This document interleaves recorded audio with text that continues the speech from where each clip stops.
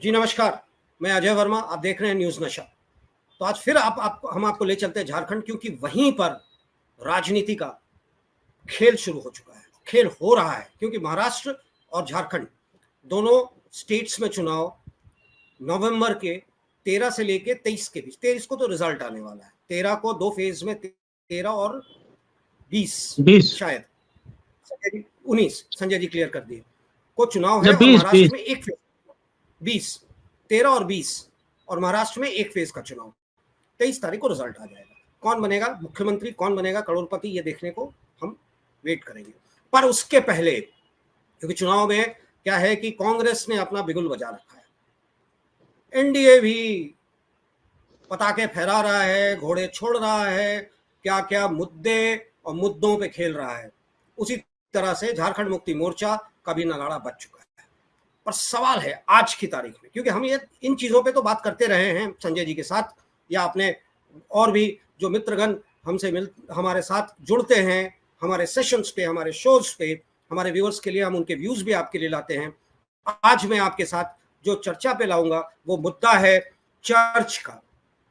देखिए, राजनीति में धर्म, जाति का बहुत महत्व होता है। आज की तारीख में इंडिपेंडेंस के बाद से देखा गया, इन्हीं दोनों, आप भले ही और मुद्दे लेकर चलें, पर इन मुद्दों को आप भूल नहीं सकते, और इस पे बहुत लंबा खेल होता है। दोनों राइवल्स और जो भी दो पार्टीज होती हैं ना, नए नए तरीके से इन्हीं मुद्दों को खेलते रहते हैं। झारखंड में क्या है कि it's a tribal state, tribal population बहुत ज़्यादा है वहाँ। अब क्या है कि वहाँ पर कन्वर्जन का इशू हुआ।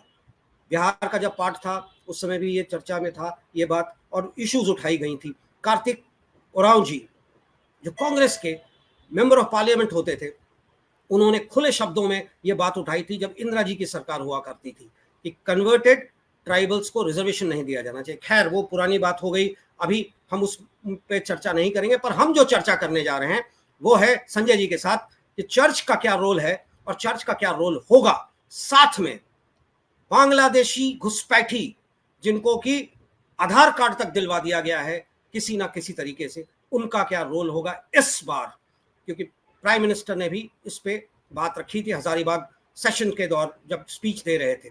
खैर, क्या है मुद्दा, इसका क्या इम्पैक्ट पड़ेगा, कितने कंस्टिट्यूएंसीज पे इम्पैक्ट पड़ेगा, और इसका क्या रिजल्ट होगा चर्च और बांग्लादेशी। क्योंकि मैं खुल के कहता हूं कि धर्म और जाति पे ही राजनीति की जाती है, और झारखंड में शायद धर्म बहुत बड़ा इशू है जिससे हम दूर नहीं हो सकते चर्चा किए बिना।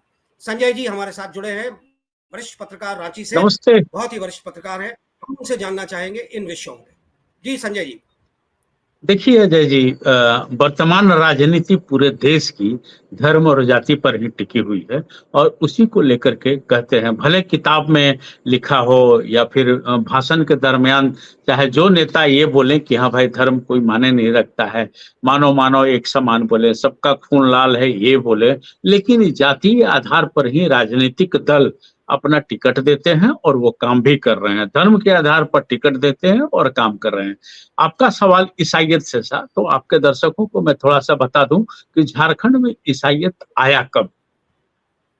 2 नवंबर 1845 को ये ईसाई धर्म के प्रचार के लिए यहाँ स्थापना हुई थी, और आए थे 4 आदमी जो जर्मनी के फादर जी गॉसनर ने भेजा था। अजय जी, वो 4 आदमी में हो सकता है नाम के उच्चारण में थोड़ी असुविधा हो, तो मतलब दर्शक थोड़ा माफ करेंगे उच्चारण में वो कैसे होता है। एक पहले थे एमिले, वेंडर एमिले एक थे, दूसरे थे केल्सर अगस्त, तीसरे थे फ्रेडरिक वाच, और चौथे थे थियोडर जैक। तो 2 जन केल्सर अगस्त और ये जो वाच हैं ये दोनों शिक्षक थे, और जैक जो थे वो इकोनॉमिस्ट थे, अर्थशास्त्री थे। तो ये सबसे पहले ये लोग रांची आए, और रांची इन लोगों ने प्रचार प्रसार का जिम्मेवारी संभाला, और उन्होंने सबसे पहले पकड़ा किसको, जो निर्धन थे, जो विधवा थे, जो गरीब थे, ऐसे लोगों का एक ऑर्गेनाइजेशन बनाया झील चर्च के माध्यम से। और उसका माने छोटा नागपुर कमिश्नर जो है उसके हेड बनाया गया। 1845 की बात मैं बता रहा हूँ। और कुछ ही महीने में इन लोगों ने धीरे धीरे काम करना जब चालू किया, तो सबसे पहले इन 4 लोगों ने 7 लोगों को ईसाइयत में कन्वर्ट किया।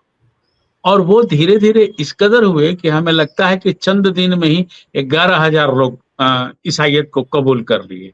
अब हम चले आए कि इन लोगों ने जो संस्थान का स्थापना किया, बेदे सदा बोलते हैं, जिसमें कि जिसका उच्च हिंदी होता है बेदे सदा का गरीब, निर्धन, जिनके माता पिता ना हो, टूअर बोलते हैं जिसको, अनाथ बोलते हैं जिनको, इन लोगों को मिला जुला करके इन लोगों ने अपना कार्यक्रम स्टार्ट किया। और धीरे धीरे समय समय पर बदलते रहा। सबसे पहले 1890 में बिशप की घोषणा होती और 1919 में चर्च की स्थापना।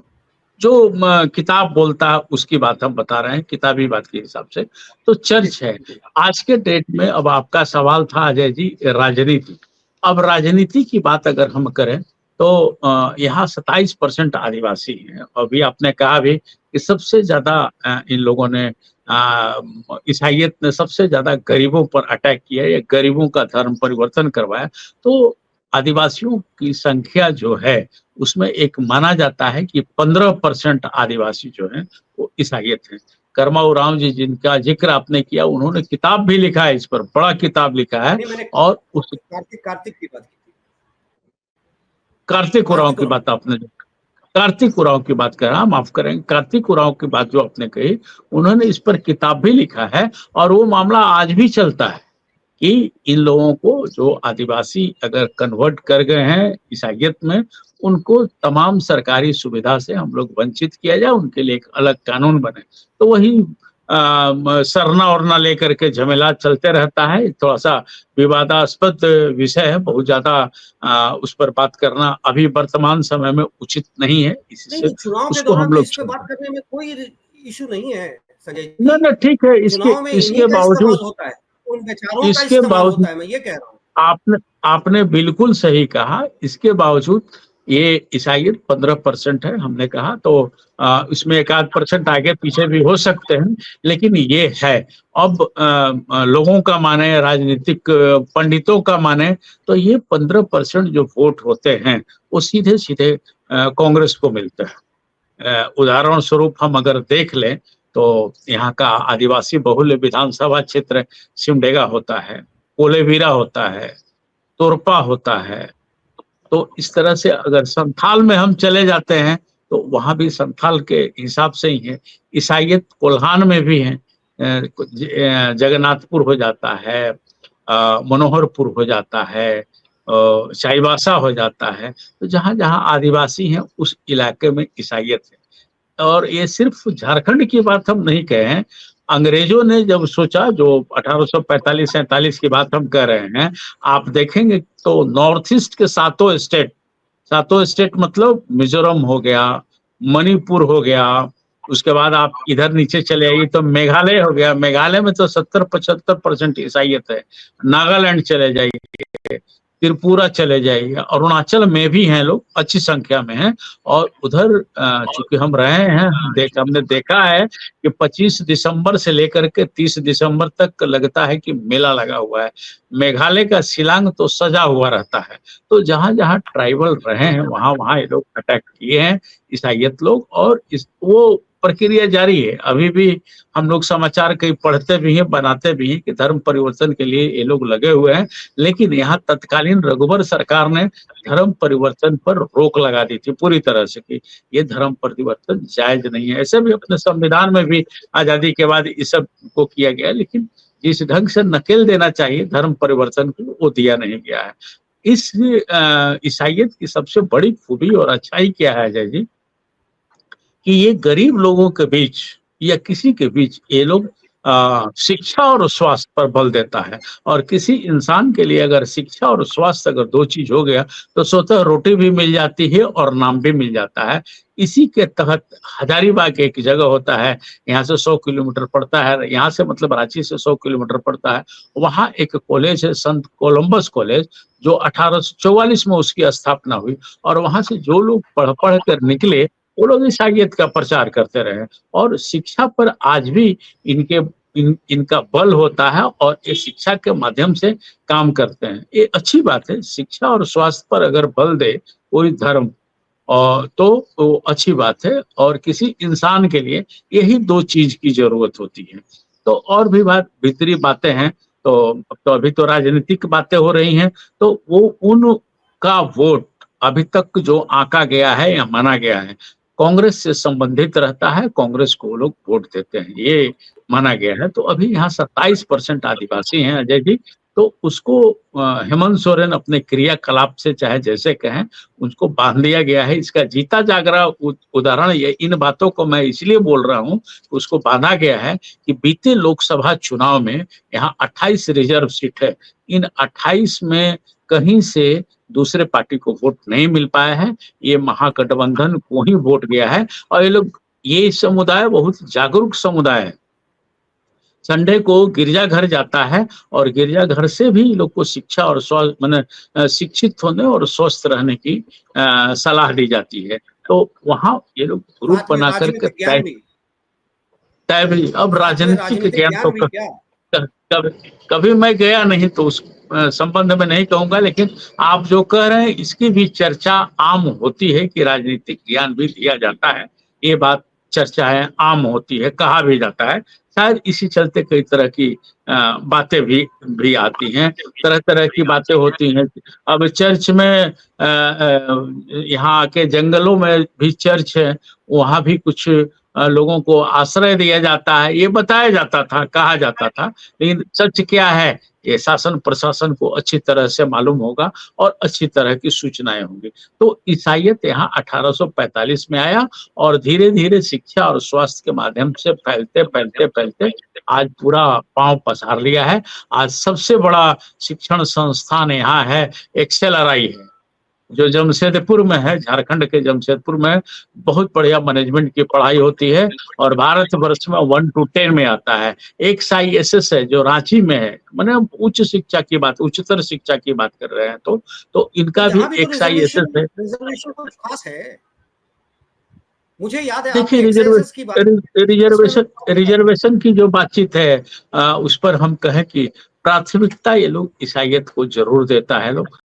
और इसके पीछे इन लोगों का तर्क ये होता है कि भाई इनको ध्यान अगर हम नहीं देंगे तो कौन देगा, जो लोग तर्क देते हैं। और कुछ परसेंटेज नहीं, ये तो अब तो सरकार का मामला बनता है ना भाई, संस्थान है और हर संस्थान में ऐसा होना चाहिए कि सब लोग पढ़ें, किसी के लिए आरक्षण नहीं होना चाहिए, सीधी सी बात है। जो कमजोर है उनको आगे करना चाहिए। तो यहाँ तक तो ये लोग सही आते हैं, तो जो कमजोर है उसको आगे करने के लिए। लेकिन शिक्षण संस्थाओं में इस तरह के रिजर्वेशन से समाज में अच्छा मैसेज नहीं जाता है, जिसके कारण जो इस समुदाय से लोग बिलोंग नहीं करते हैं वो थोड़े से दुखी होते हैं और शायद ईर्ष्या भी करते हैं इन्हीं सब कारणों से। यहाँ संत थॉमस स्कूल है, बहुत बढ़िया स्कूल है, मेरा पुत्र भी वहीं से पढ़ाई करके 10th पास किया है। अच्छे स्कूलों में संत थॉमस है, संत पॉल है, इस सब तरह के कई स्कूल जो हैं, कई गांव-गांव में भी जाएंगे आप, चाहे गुमला जाए चाहे सिमडेगा जाए, गांव-गांव में इनके जो भी स्कूल खुले हैं वो चर्च संचालित स्कूल बड़े अच्छे हैं और सिस्टम में काम करते हैं। लोगों को सच अगर पूछा जाए तो जागरूक बनाते हैं। इसी के तर्ज पर डीएवी स्कूल आया था जो मेरी जानकारी में है। डीएवी स्कूल भी बढ़िया रन कर रहा है, लेकिन अंतर दोनों में यही है, डीएवी में और अगर आप शिक्षा और स्वास्थ्य पहुंचाने की कोशिश कर रहे हैं, आप एक सामाजिक सेवा करने की कोशिश कर रहे हैं, तो इससे बेहतर कुछ नहीं हो सकता। पर अगर आप राजनीति में इन्फ्लुएंस करने की कोशिश कर रहे हैं, वोटर्स को इन्फ्लुएंस करने की कोशिश कर रहे हैं धर्म के नाम पे, तो ये कहां तक उचित है?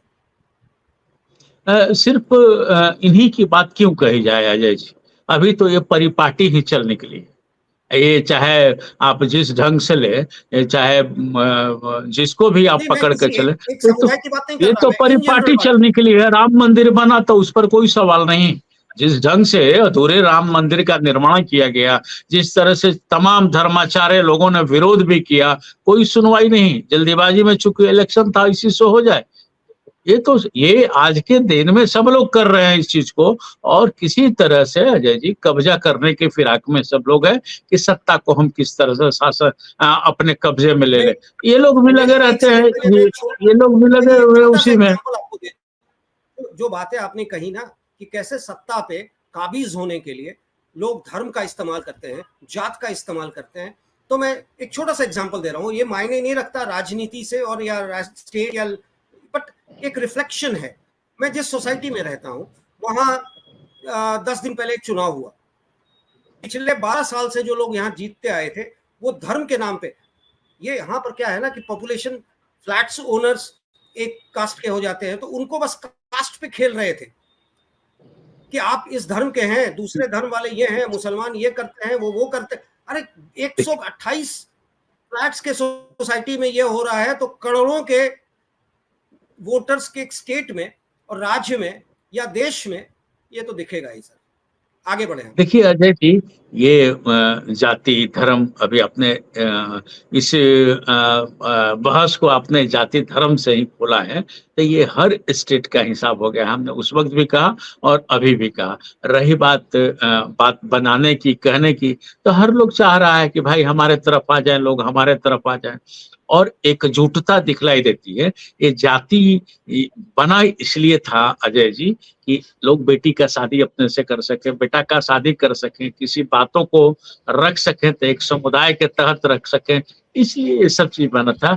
राजनीति और इसके लिए नहीं बना था। अरे सच्चिदानंद सिन्हा बिहार के, उन्होंने पूरा कई 100 एकड़ जमीन दे दिया, एक छोटी सी मूर्ति नहीं लगी हुई है।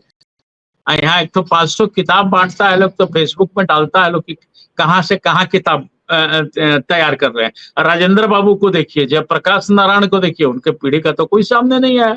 यहाँ तक कि अगर हम कहें तो गांधी जी को भी मान लें, ठीक है, अभी उनके पर पोता वगैरह कुछ आ रहा है, लेकिन उनका भी परिवार किनारे लगा हुआ है।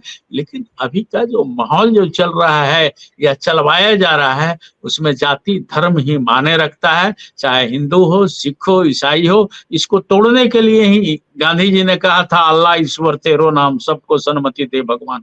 इस बात को तोड़ने के लिए कहा था। टाटा जैसा यहाँ शहर बसाने के वक्त भी इस बात को कहा गया था कि हम मिनी भारत बना रहे हैं। बोकारो बनाने के वक्त भी ये नारा दिया गया था कि ये मिनी भारत बनाया जा रहा है। लेकिन अभी बाहरी भीतरी और क्या क्या हो रहा है, तो उन सब चीजों में हम लोग क्या कर सकते हैं? हम तो लोग तो चीजों को अच्छे ढंग से बता सकते हैं। अभी हम लोगों ने भी कहा कि ईसाइयत की सबसे अच्छी खूबी क्या है कि सबको शिक्षित करता है, सबको स्वस्थ रहने के लिए कहता है। और एक इंसान अगर स्वस्थ है और शिक्षित है तो दुनिया में कोई भी अच्छा काम कर सकता है। इंसान को इंसान से प्यार करने की बात करता है। ये सब धर्म में है, कहीं किसी भी धार्मिक किताब में नहीं लिखा हुआ कि तुम गरीब का शोषण करो, तुम हत्या करो, तुम बलात्कार करो। किसी भी धार्मिक किताब में नहीं लिखा हुआ है। अगर अभी हाल में हम लोग दुर्गा पूजा मनाए हैं, उसमें भी हम लोगों के बुजुर्गों ने कहा, पंडितों ने कहा है कि अधर्म पर धर्म की विजय हुई है।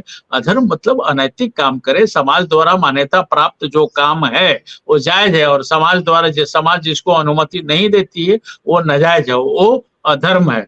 तो वो चीजें होती हैं अजय जी। और ये राजनीति है तो सब कुछ चाहेगा कि हम आए तो हम आए, क्योंकि यहाँ जो राजनीति में आ रहा है, कहता पहले जो राबड़ी लालू शासन हुआ करता था तो फॉरवर्ड बैकवर्ड की बात हुआ करती थी। अब तो इन लोगों ने, राजनेताओं ने हमारे समाज को 3 भाग में बांट दिया है, फॉरवर्ड, बैकवर्ड और इधर चले आइए तो अनुसूचित जाति और अनुसूचित जनजाति।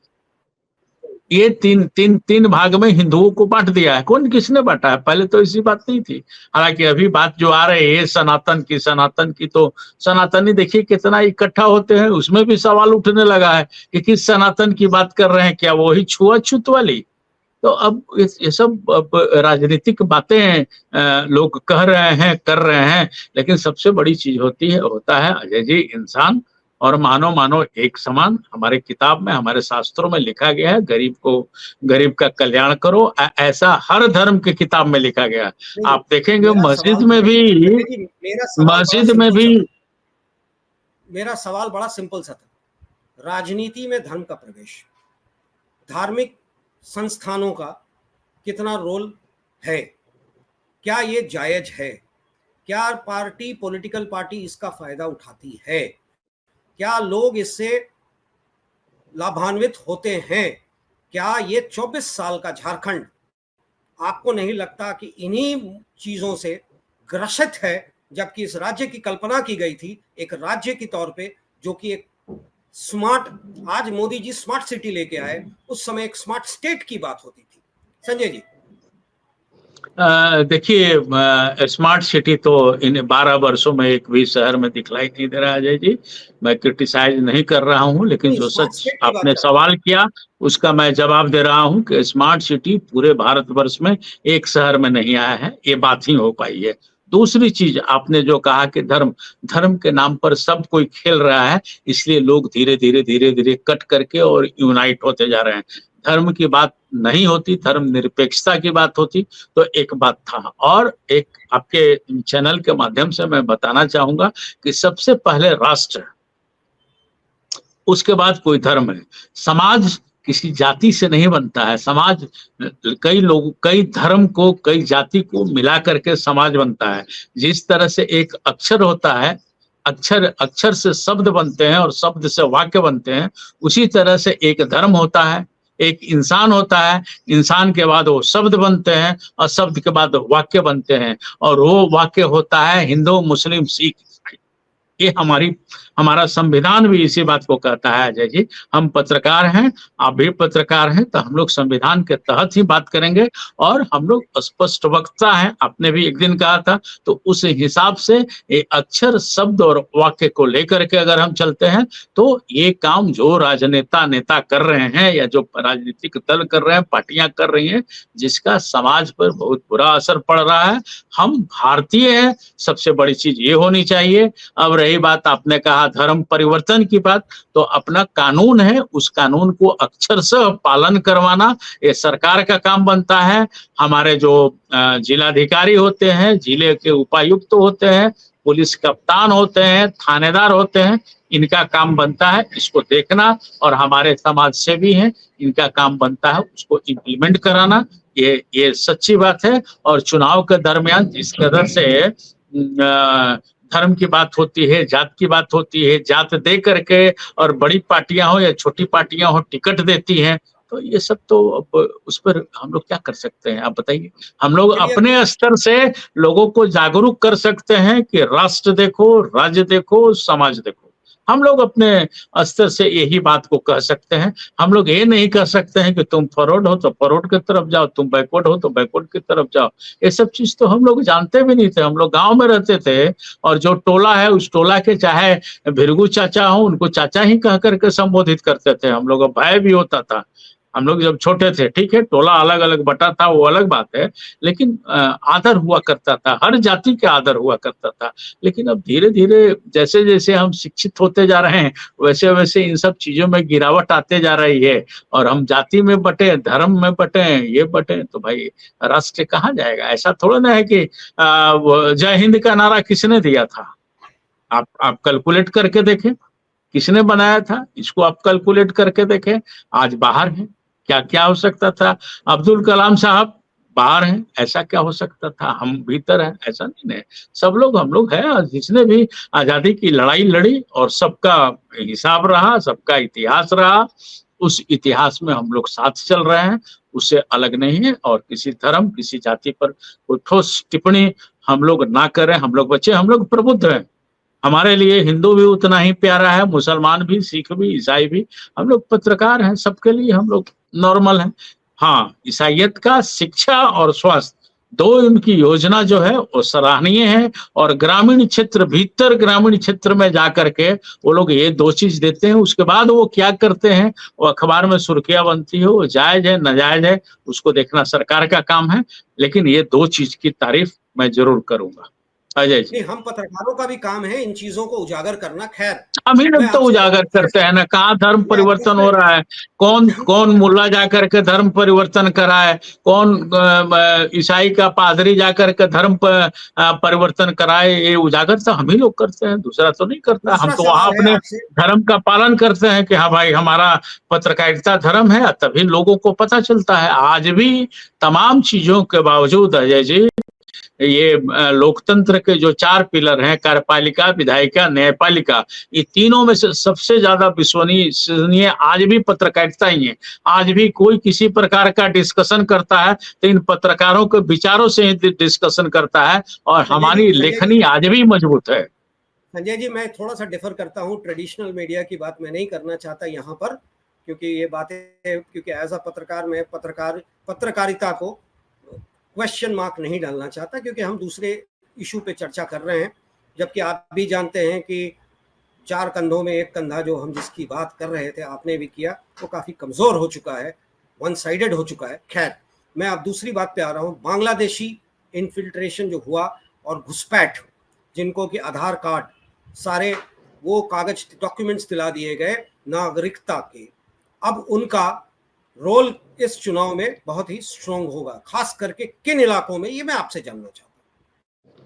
देखिए अजय जी, बांग्लादेशी घुसपैठ से पहले हम आपके दर्शकों को छोटी सी जानकारी दे देना चाहते हैं कि बांग्लादेशी घुसपैठ कब से हुआ और आए कैसे। क्योंकि पहले तो ये पूरा भारतवर्ष एक साथ ही था। 1947 के बाद बांग्लादेश में चला गया, पाकिस्तान में चला गया बांग्लादेश। उसके बाद 1971 की जो लड़ाई हुई अजय जी, 1971 की लड़ाई में पाकिस्तान को मुंह खानी पड़ी, और इंदिरा गांधी उस वक्त प्रधानमंत्री होती थी। 1,75,000 सैनिकों को ले करके इसी झारखंड के राजधानी में उनके सैनिकों को खूंटा से बांध करके रखा गया था, इसी मोरहाबादी मैदान में, जहां आजकल सेना के जवान प्रैक्टिस करते हैं, उसी मैदान में बांध करके रखा गया। उसके बाद 1971 के बाद जब वहां अलग हो गया, शेख हसीना के पिताजी वहां आंदोलन करते थे, अभी जो प्रधानमंत्री थी, और वो अलग हो गया, तो वहां भूखमरी की स्थिति पैदा हुई, नया स्टेट हो। उस वक्त जो भगदड़ मचा, तो उधर से जब लोग भागने लगे तो यहाँ की जो हुकूमत थी, भारत सरकार की हुकूमत ने उनको रोका कि नहीं, बाहर से आने वाले तमाम लोगों को हम लोग आने नहीं देंगे। लेकिन उस वक्त के हमारे विपक्षी नेता ने कहा कि वहां से जो चकमा आ रहे हैं वो हिंदू हैं, उनको आने दिया जाए। ऐसा कहा तो चकमा के भेष में बाकी लोग चले आए। जो अभी हिंदू मुस्लिम धर्म की बात आपने कही, उसकी बात हम बता रहे हैं। और दूसरी चीज क्या है कि जब वो लोग यहाँ चले आए तो धीरे धीरे करके आते ही गए, क्योंकि वो हमारे देश का एक हिस्सा है, इसी से आने जाने की बातचीत है। और हम बता दें कि वहां जो एक नदी है, इच्छामती नदी, जो नदी है, जो पश्चिम बंगाल से सटा हुआ है, और हमको लगता है कि पश्चिम बंगाल से शायद 80 या 90 किलोमीटर की दूरी पर वो अवस्थित है, ठीक है। तो उस इच्छा नदी के उधर बांग्लादेश हो गया और इधर भारत हो गया, माने पश्चिम बंगाल हो गया। वैसे तो मतलब हम कहें कि नदी जो है वो किसी सरहद की गुलाम नहीं होती है, वो तो अपना आते जाते रहती है। लेकिन कई ऐसे गांव हैं, पश्चिम बंगाल से सटा एक गांव है अजय जी, वसीर घाट। और वसीर घाट ऐसा जगह है कि उसके गांव के माने कई गांव सटे हुए हैं, और कुल 4,096 किलोमीटर में बांग्लादेश का बॉर्डर है। भारत और बांग्लादेश का जो बॉर्डर है जी, वो कुल 4,096 किलोमीटर में फैला हुआ है, जिससे कि 2,216 किलोमीटर जो होता है वो सिर्फ पश्चिम बंगाल से सटा हुआ है, जो किनारे किनारे। थोड़ा सा और उधर आप चले जाएं असम में, तो असम में इसका 2 बॉर्डर है। एक करीमगंज है, जहां से भी घुसपैठ होता है, ठीक है, और वो बांग्लादेश से उसी तरह से सटे सटे निकलता है। तो ये बॉर्डर इलाके के कई गांव ऐसे आते हैं जिनका आप देखेंगे कि सड़क के इस तरफ बांग्लादेश है तो सड़क के इस तरफ भारत है। कई ऐसा घर है कि उनका अगर दलान, जिसको आजकल ड्राइंग रूम बोला जाता है, अगर उनका ड्राइंग रूम भारत देश में है, तो अगर आप उधर चले जाते हैं तो बांग्लादेश में हो जाता है। वो असम का जो सिलचर वगैरह इलाका पड़ता है जय जी, उन सब जगहों पर आप चेक करेंगे तो वैसा ही है। बीएसएफ के लिए तमाम चीजों को रोक पाना बड़ा टफ है, बहुत कठिन है, क्योंकि फेंसिंग का काम नहीं हो पाया है। नरसिम्हा राव जब प्रधानमंत्री हुआ करते थे तो कुछ जगह फेंसिंग हुई थी, आज भी सैकड़ों किलोमीटर में फेंसिंग नहीं है, जो कि बड़ा दिक्कत है। आपका सवाल लाजमी है, क्योंकि बांग्लादेश से ही सबसे ज्यादा भारत में घुसपैठ होता है, तस्करी होता है, मतलब कि मादक पदार्थ से लेकर के और सब कुछ चाइना के रास्ते भी घुस आता है। पहले नेपाल से घुसता था, नेपाल और बांग्लादेश से घुस करके चला आता है। पश्चिम बंगाल मतलब कलकत्ता से ट्रेन खुलती है और ट्रेन के अदला बदली में भी बहुत लोग आते जाते रहते हैं, प्रतिदिन ट्रेन चलती है। तो ये चीज है। एक और गांव है बोंगा गांव, जो वो भी पश्चिम बंगाल से ही सटा हुआ है। बोंगा गांव, बोंगा गांव में बोंगा गांव बोले तो वो होता है नॉर्थ 24 परगना उसको बोलते हैं, उस इलाके को।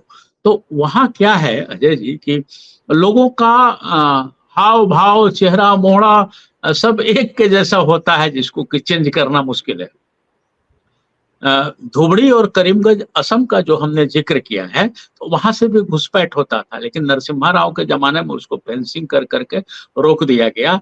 और एक नदी है, उसी वही नदी आगे पीछे कर करके माने सीमा जो घेरता है वो कर दिया गया। अब क्या है कि जो असम में घुसपैठी आए, तो आने को तो बहुत दिन से आ गए, आज से नहीं 1971 से आ गए। उन लोगों को चिन्हित करना बहुत टफ हो गया। इसलिए टफ हो गया है कि वो वहां मान लीजिए कि किसी का नाम है सुलेमान अंसारी, या किसी का नाम है फिरोज खान, किसी का नाम है, तो वो लोग क्या किए हैं कि वहां का लोकल टाइटल लगा दिए।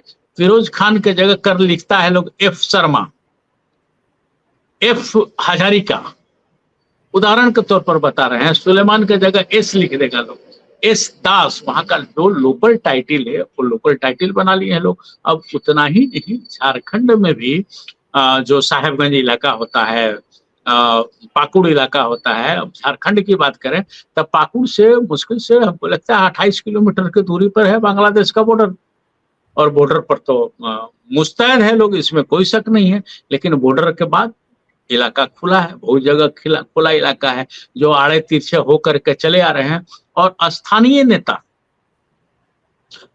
नेता उनका आधार कार्ड बनवा दे रहे हैं, पैन कार्ड बनवा दे रहे हैं, इसमें शामिल है लोग। यहाँ वहाँ का मुखिया शामिल है, वहाँ का विधायक शामिल है। ये बिल्कुल तरह से झारखंड की बात अगर आप कर रहे हैं तो दोनों पक्ष की बात, एक पक्ष की बात ना करें तो दोनों पक्ष इस पर राजनीति कर रहा है। दूसरी चीज हम बताएं आपको अजय जी कि इससे क्या नुकसान हो रहा है। सबसे बड़ा नुकसान ये हो रहा है कि जो योजनाएं सरकार अपने भारतवर्ष के नागरिकों के लिए ला रही है, अब इनका आधार कार्ड हो गया, पैन कार्ड हो गया, इसके अलावा आधार पैन कार्ड के अलावा इनका राशन कार्ड हो गया। तो अब ये सब चीज हो जाने के बाद क्या बचा बताइए।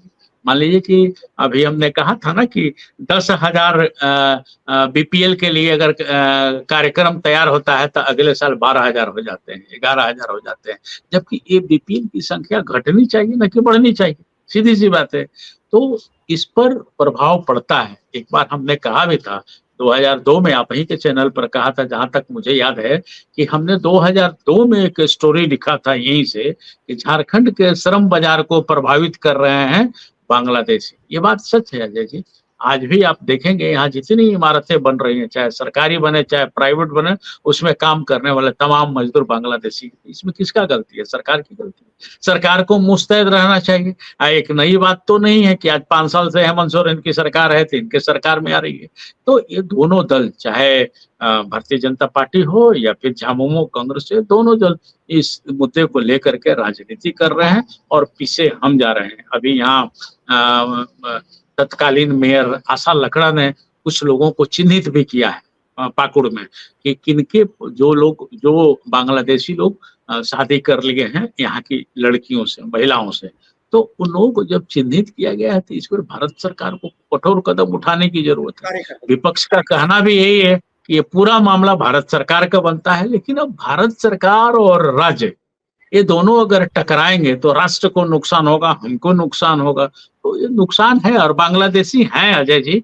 ऐसा कोई कहे कि बांग्लादेशी नहीं है तो ऐसा नहीं कहा जा सकता है। अब रही बात डेमोग्राफी बदलने की कि भाई संथाल की डेमोग्राफी बदल रही है, तो इसमें डेमोग्राफी बदल रही है लेकिन जितना हल्ला किया जा रहा है उतना नहीं है। पलायन है, लेकिन वो जो पलायन है विकास के लिए पलायन है, रोजी रोजगार के लिए पलायन है।